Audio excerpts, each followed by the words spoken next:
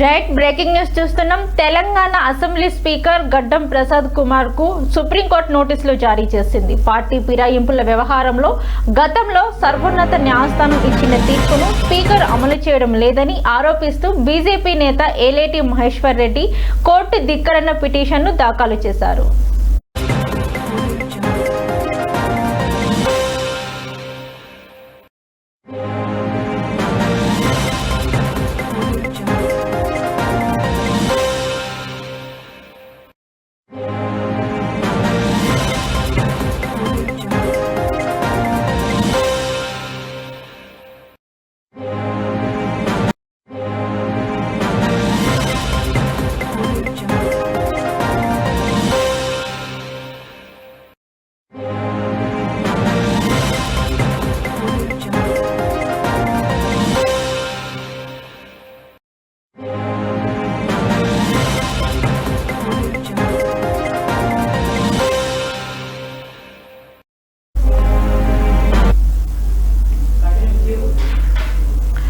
ఈ పిటిషన్ పై జస్టిస్ సంజయ్ కరోల్ ధర్మాసన విచారణ చేపట్టింది. మహేశ్వర్ రెడ్డి చేసిన ఆరోపణలపై సమాధానం ఇవ్వాలని స్పీకర్ ను ఆదేశిస్తూ నోటీసులు ఇచ్చింది. అనంతరం ఈ వాద్యాన్ని ఇప్పటికే పెండింగ్ లో ఉన్న పాడి కౌశిక్ రెడ్డి, కేటీఆర్ల పిటిషన్లతో జత చేసింది. ఈ పిటిషన్లన్నిటిపైన కలిపి ఫిబ్రవరి 6న విచారణ జరుపుతామని ధర్మాసనం స్పష్టం చేస్తూ తదుపరి విచారణను వాయిదా వేసింది.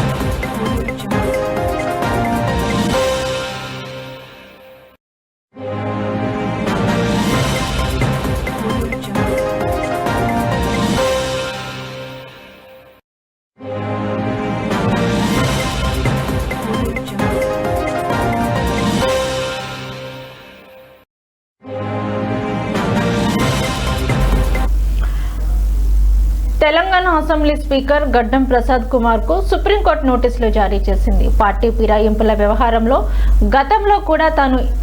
గతంలో ఇచ్చిన తీర్పును స్పీకర్ అమలు చేయడం లేదని ఆరోపిస్తూ బీజేపీ నేత ఏలేటి మహేశ్వర్ రెడ్డి కోర్టు ధిక్కరణ పిటిషన్లను దాఖలు చేశారు.